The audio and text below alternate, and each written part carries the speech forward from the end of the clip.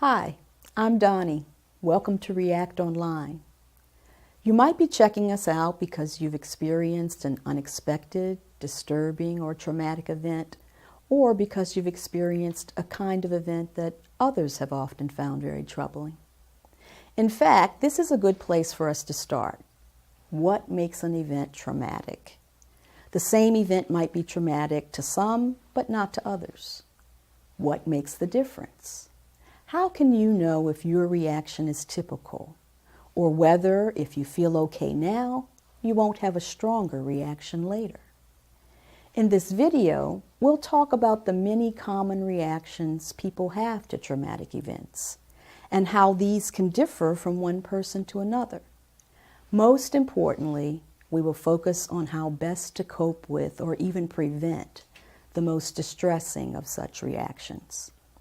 We say prevent because quick intervention, like what you would do here today, can often prevent the development of more serious problems. Even if it's been some time since the event, acting now can still be very effective. So while waiting to deal with things might seem like a good idea, it is best that you start dealing with this right now. As you work through React Online, we have 4 practical goals: to help you understand your reactions, to help you learn effective coping skills, to help you think through your thoughts, feelings, and reactions, and to help you return to your normal routine as soon as possible. Research has shown that the kind of information we're about to provide you can really help. If at any time while using this site you have questions or would like additional information or support, please contact the Counseling Center. We're at 410-617-CARE. That's 410-617-2273.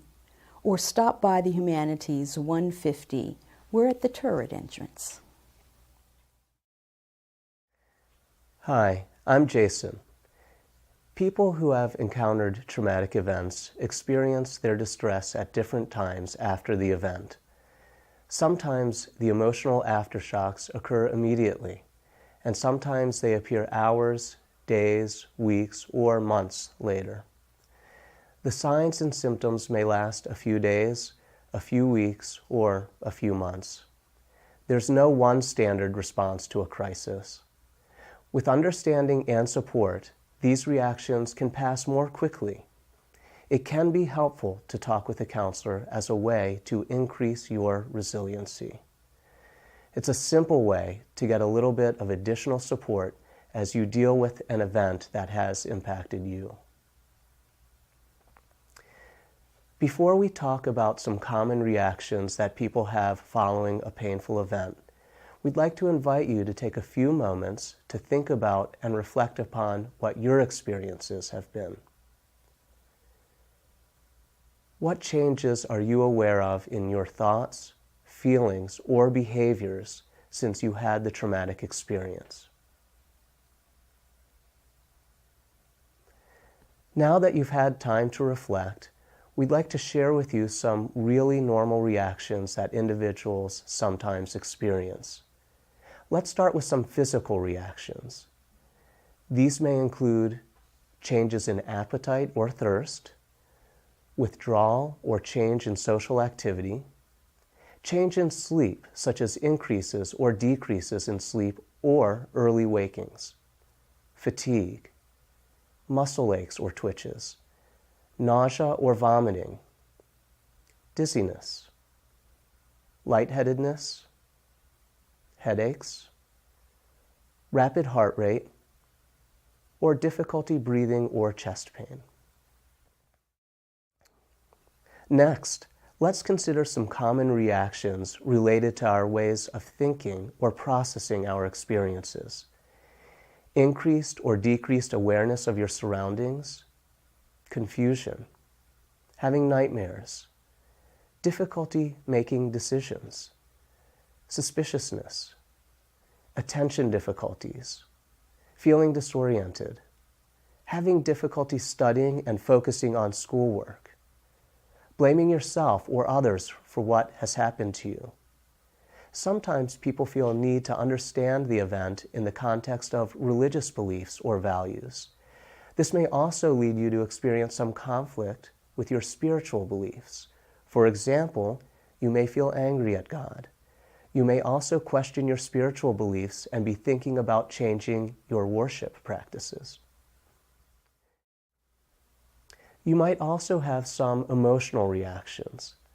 Emotional reactions might include shock or denial, fear, guilt, grief, panic, having increased anxiety or worry, feeling agitated or irritable, having depression or sadness, feeling anger, feelings of being overwhelmed or even out of control.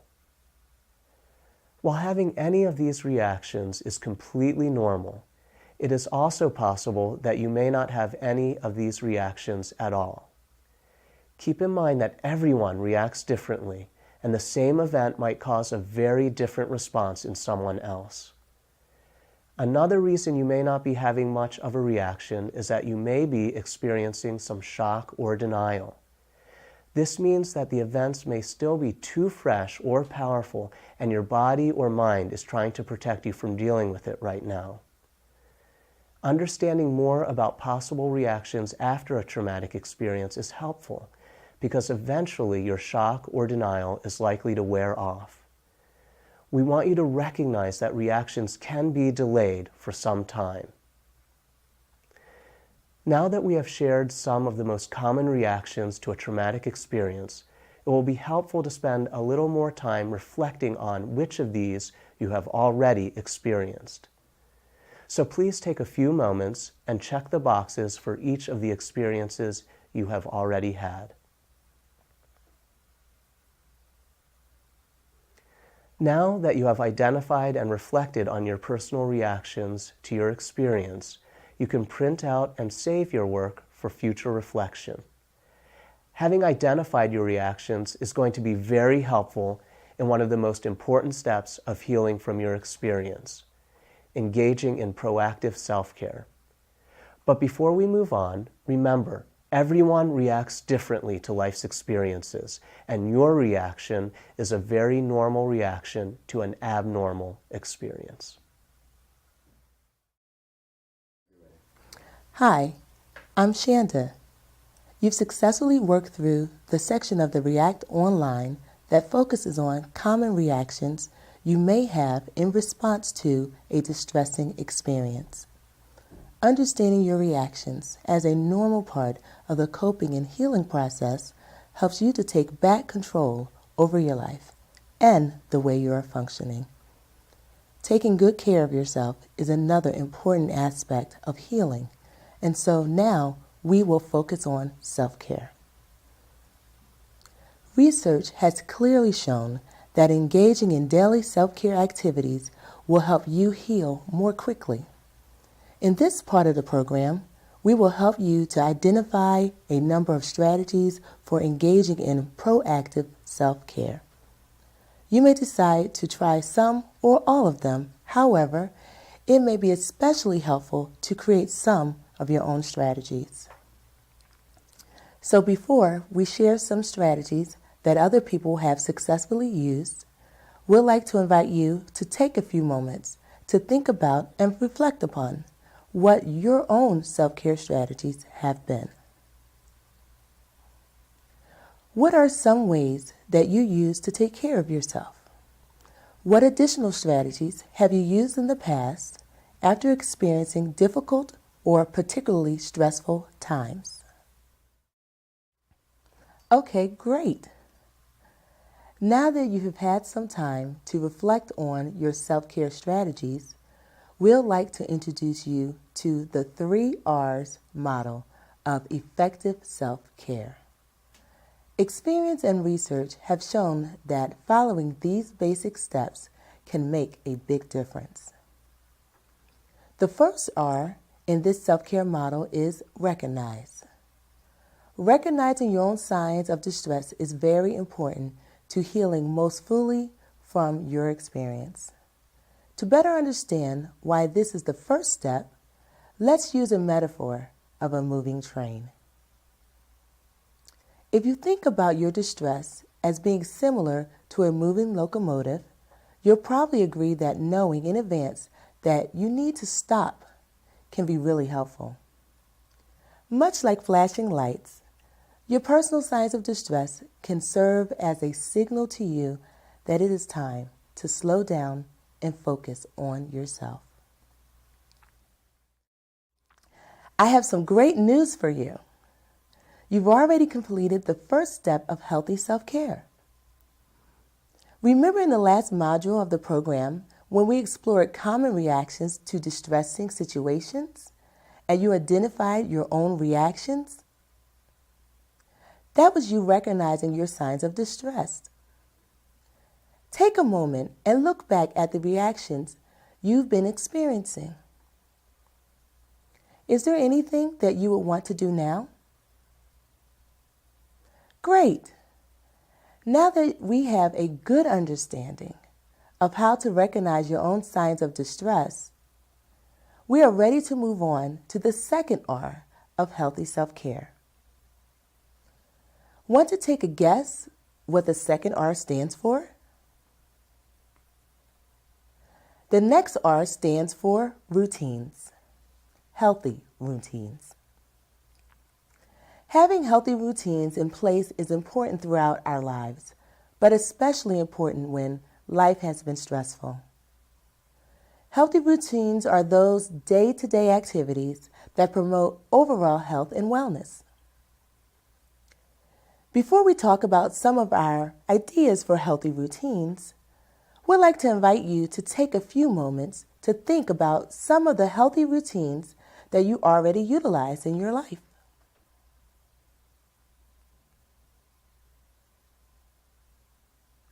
What healthy routines have you implemented since your experience, or what type of healthy routines do you tend to use to help you function most effectively?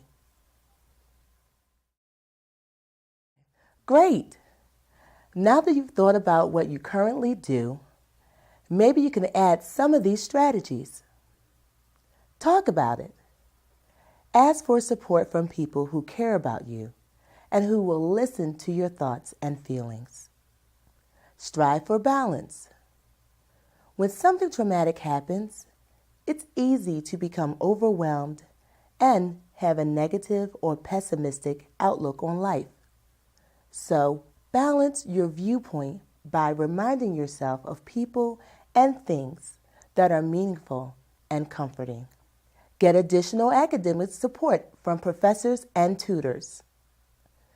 Doing so can help to make sure your academics don't suffer. If you need some flexibility from your professors, ask for it. And seek assistance from the Academic Advising and Support Center located in Maryland Hall, room 145. Their phone number is 410-617-5547. Take a break. It is important to find some time to let your mind focus on other things. For example, read a good book for entertainment. Acknowledge your feelings. It's common to experience a range of emotions after a traumatic event. Go easy on yourself and your friends. Help others. Helping someone else often has the benefit of helping you feel better too. You might consider calling the Center for Community Service and Justice right on campus to find out how you can get involved. Here are some other types of healthy routines. Practice good time management. Eat balanced meals. Exercise regularly to release tension and frustration. Learn to say no. Don't take on more than you can handle. Eliminate some of the stressors in your life if you can. For example, should you consider cutting back your work hours temporarily? Get plenty of rest and try to sleep well. College students need more sleep due to the complexity of the environment and academic demands. Give up the belief that whatever you do must be done perfectly. Keep a journal to process your thoughts and feelings. Follow a routine. Avoid major life decisions. It is important to avoid some problematic behaviors that some individuals have tried to use to cope. Behaviors to avoid include: don't drink alcohol excessively. Don't use legal or illegal substances to numb your feelings or reactions. Don't withdraw from significant others. Don't neglect your school or work. Don't reduce leisure time activities. Don't have unrealistic expectations for recovery. Don't expect the incident to not bother you. Don't look for easy answers. Avoiding these behaviors is a good idea because they would only get in the way of you effectively managing your experience. Now that you have identified and reflected upon your healthy routines, you can print out and save your work for future reflection. Having identified your healthy routines is a very important part of coping well with the trauma you have experienced. Before we move on, remember that everyone's healthy routines may look a little different, and you need to decide what works best for you. We want to invite you to commit to practicing healthy routines as a vital part of your proactive self-care by keeping the list you just printed up and promising yourself that you will engage in as many of these activities as you can while you're getting through this time. Now, are you ready to look at the third R of positive stress management?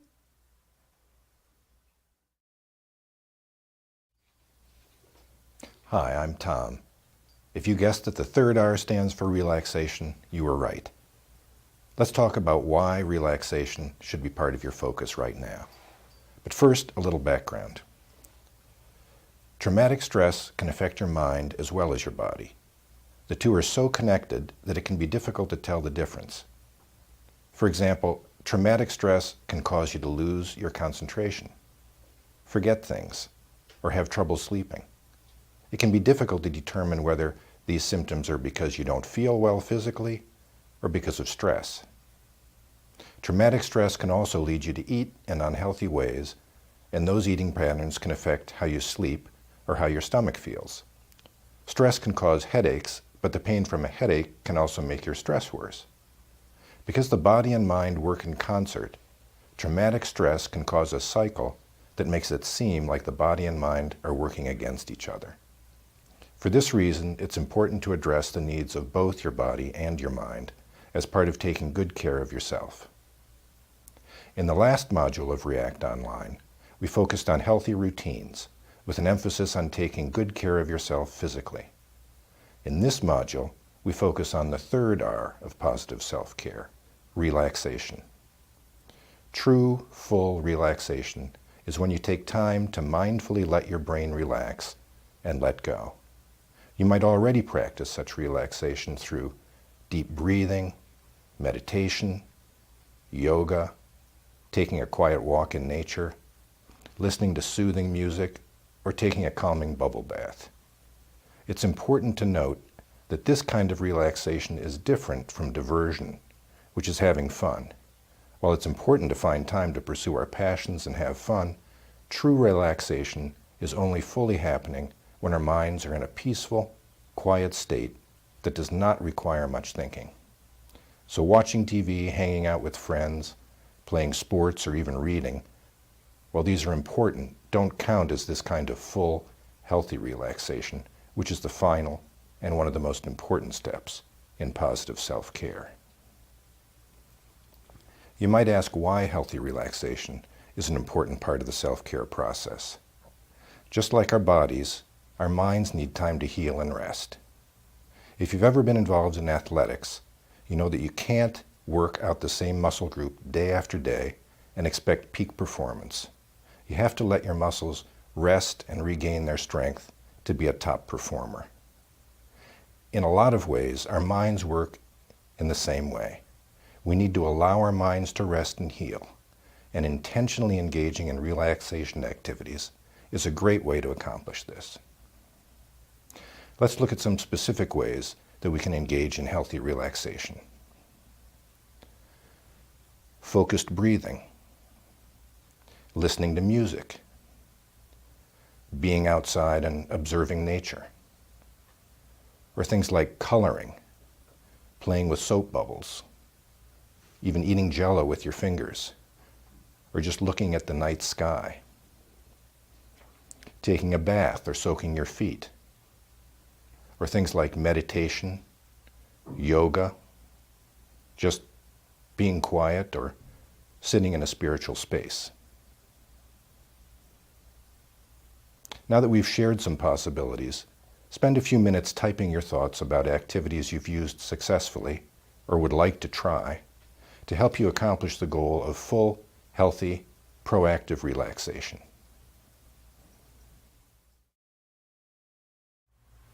Now we are going to present a sampling of techniques to help you connect with your breath in soothing and relaxing ways. Hi, I'm Nikki. The time it takes to heal or recover from a traumatic event varies from person to person, with some people healing within a matter of days or weeks, while others struggle for longer to recover from the experience. If you feel that your recovery is taking longer than you might expect, or if it is particularly difficult, you may be dealing with post-traumatic stress disorder. PTSD may affect a survivor of a life-threatening event, such as an accident or natural disaster, someone who has been a witness or has been exposed to a life-threatening situation, a survivor of any type of abuse, and/or a person who has experienced the death of a friend or loved one. PTSD is a set of symptoms and experiences that may occur after a traumatic event. Some of these are anxiety, depression, and/or irritability that seemingly comes out of nowhere, flashbacks of the traumatic experience or parts of the experience, nightmares, difficulty sleeping due to anxiety and/or intrusive thoughts, fear and anxiety in situations that may resemble the traumatic event. People who have encountered traumatic events experience their distress at different times after the event. Some people may have immediate reactions, whereas others may not have reactions for quite some time. There is no one standard response to a crisis. Some common reactions that people have after a traumatic event may include feelings may become intense or sometimes unpredictable. You may be more anxious, fearful, hopeless, or irritable than usual. Conversely, you may feel that you feel numb and detached from your feelings. You may have repeated thoughts and vivid memories of the event. You may also avoid people or places associated with the event, and/or you may become hypervigilant about your surroundings. You may feel confused, have memory impairment, or have difficulty making decisions. You may experience decrease in motivation and/or depression. Your interpersonal relationships may become strained. For example, you may have increased conflict with family, friends, or you may become more withdrawn and avoid or have no interest in your usual activities. You may have physical symptoms, more so than usual, such as fatigue, nausea, sweats or chills, and any pre-existing conditions may become worse. Sleep might be disturbed, or you might experience changes in appetite. You may have recurrent emotional reactions on the anniversary of the event. If you find that this information describes how you're feeling, we suggest that you contact the counseling center to set up a meeting with a counselor.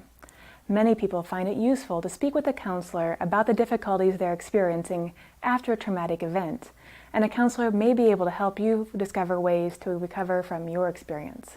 The Counseling Center is located at 150 Humanities Building, and the phone number is 410-617-CARE. That's 410-617-2273. The following information is provided to help you to begin to heal after a sexual assault. One important task when coping with sexual assault is to gain an understanding of the types of behaviors that are classified as a sexual assault. Many who have been assaulted wonder if their experience may be classified as a sexual assault. The Loyola University Community Standards define sexual misconduct as any sexual act or sexual contact without consent, including intercourse, oral sex, unwanted touching of an intimate body part of another person, such as sexual organs, buttocks, or breasts, or an attempt of any of the above. Most images of a sexual assault involve violence committed by a stranger.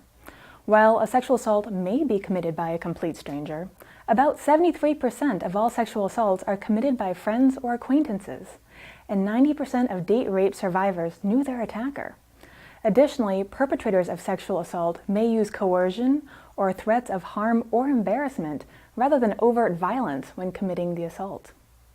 It has also been reported that alcohol use, both by the attacker and the person assaulted, is involved in about 75% of sexual assaults and is the #1 drug associated with sexual assaults.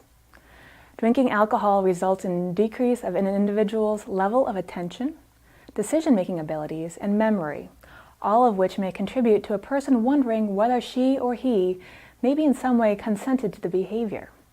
These facts often leave the individual feeling confused and doubting whether their experience could be classified as a sexual assault. But it is important to remember this, that if you did not consent to the behavior and/or it was unwanted, it may be classified as sexual assault. Now that you know more about the definition of a sexual assault, it may be helpful to understand some of the common reactions that may follow. Reactions to sexual assault vary from person to person and may change or fluctuate over time for each individual. Some common reactions after a sexual assault include emotional reactions such as fear, anger, irritability, sadness or depression, grief, shock or numbness, cognitive reactions such as confusion or disorientation, difficulty concentrating and/or shortened attention span, memory loss and/or unwanted memories, difficulty making decisions, indecisiveness, and nightmares or dreams about the assault. Physical reactions include changes in appetite, eating more or less, changes in sleep patterns, sleeping more or less, nausea, gastrointestinal problems such as diarrhea, constipation, or upset stomach, headaches, feeling lightheaded or dizzy. Behavioral reactions, including suspicion, avoiding people or places that trigger memories of the assault, withdrawal from friends or family members, decrease in the enjoyment of normal activities, changes in sexual desire or functioning, possible increase in substance use or abuse, such as smoking, drugs, or alcohol, desire to harm oneself or others. While all these reactions are normal, if you find that you're experiencing any of these symptoms for a prolonged period of time, or if they're greatly impacting your ability to function, you may need to speak with a counselor who can help you manage these reactions. Many survivors are often interested in how to get back to normal quickly following a sexual assault, and we want to say that there is no right way or quick formula on how to cope. One thing that may be helpful is to first think about ways that you have coped in the past with difficult situations, and then draw on these as you devise a plan for recovery. An important consideration after a sexual assault is your physical safety. The Loyola University Counseling Center staff can help connect you with Mercy Medical Center, a local hospital that provides sexual assault exams to test for sexual transmitted diseases and to collect evidence in the event that you decide to press charges against your attacker. This will not commit you to pressing charges. We will go to the hospital with you, and the nurses and representatives from Mercy will help connect you with local agencies that provide support for sexual assault survivors. Additionally, if you live near your assailant, it is important that you find a safe living space. The Student Life Office, in collaboration with the Counseling Center, can arrange for you to move to a different room and/or stay with friends. Although recovery after a sexual assault varies from person to person, there are some common thoughts and feelings experienced by sexual assault survivors. Some find it helpful to participate in a support group with other sexual assault survivors. Such groups offer survivors a place to discuss common experiences with others who may have a better understanding of the recovery process than might family or friends. It may also be helpful to read books about recovery from sexual assault. Some books that we recommend are I Never Called It Rape by Robin Warsaw, Reclaiming Your Life After Rape by Rothbaum and Foa, Recovering from Rape by Linda E. Liedre, Life After Trauma, a Workbook for Healing by Rosenblum and Williams. Finally, meeting with a counselor for individual sessions may also be useful. Some sexual assault survivors prefer to start out with an individual counselor before joining a group and may decide to participate in both group and individual counseling simultaneously. You may contact the Counseling Center in Humanities 150, 410-617-CARE. That's 410-617-2273 for information about individual counseling as well as group offerings on and off campus. We are here to support you.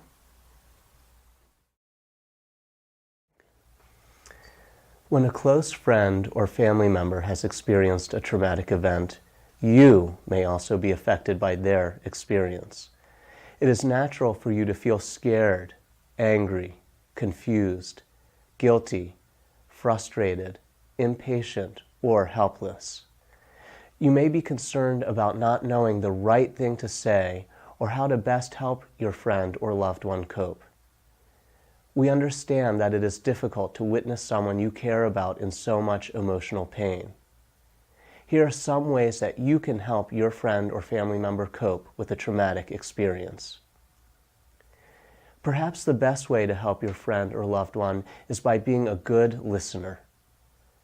Your friend or family member will likely be feeling emotionally vulnerable after the traumatic experience, and it is important that you listen in a non-judgmental manner as they talk about their feelings.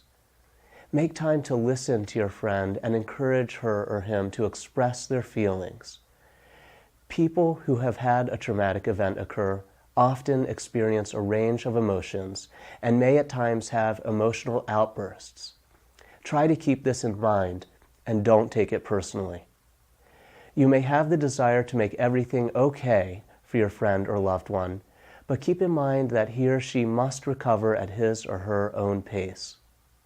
Acknowledge that your friend or family member's feelings are normal and be sensitive to his or her evaluation of the experience.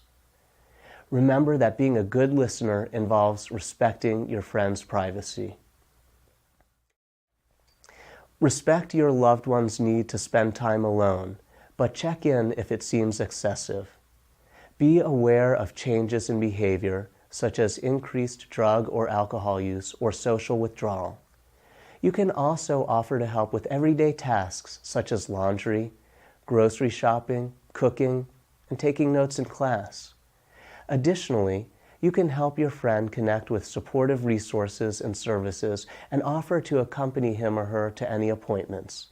Some supportive resources on campus are the Counseling Center, Campus Ministry, Jesuits, Student Life, Alcohol and Drug Education and Support Services, the Sophomore Initiative Program, the Dean of First-Year Students, Academic Advising and Support Services.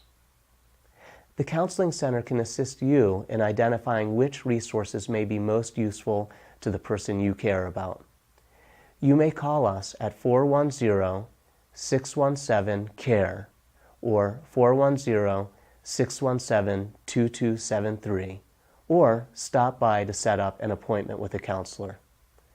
Finally, please remember that you will be of no help to your friend or family member if you are not taking care of yourself. It is important that you are honest with yourself about the amount of time, emotional energy and support, and effort you are able to expend in helping your loved one cope. As previously mentioned, when someone you care about experiences a traumatic event, you may also experience a series of feelings and emotions in response to the event. For this reason, it is important that you manage your own anxiety that is triggered by his or her experience, and it may be necessary for you to seek support for yourself from family members, friends, or a counselor. It may be helpful to moderate your own stress levels through activities with friends or by spending time reading, going for a walk, or other activities you enjoy. For more ideas, you might find it helpful to check out the module of React Online that focuses on healthy self-care. Well, you've just about finished React Online. We hope you found it very helpful and that you'll feel free to return at any time to run through it or parts of it again. In fact, as you've probably gathered already, recovering from trauma is a process. This or any brief intervention is likely to be helpful, but it's unlikely that you would suddenly now experience no further distress ever. Some extent of ongoing reactions and periods of heightened reaction are normal following trauma. There might well be times in the future when you will want to review skills or seek further help. You can, though, minimize the likelihood of future problems by practicing some prevention. Return at times to React Online or print out some of the passages for yourself so that you can review what are normal reactions, what are effective coping skills, and what are some of the relaxation techniques you can use to reduce your stress and thus reduce the likelihood of relapse. Finally, remember that counseling is usually very helpful in the wake of a traumatic event. If your symptoms are not relieving, or if at some point they return and you're struggling to manage them, even with the help of this program, get yourself connected with a counselor experienced in dealing with trauma. While you're a student at Loyola, the Counseling Center is free to you for consultation, referral, and treatment, and all of our counselors are experienced in this area. We'll also be willing to help guide you after you leave Loyola to qualified counselors in your own community.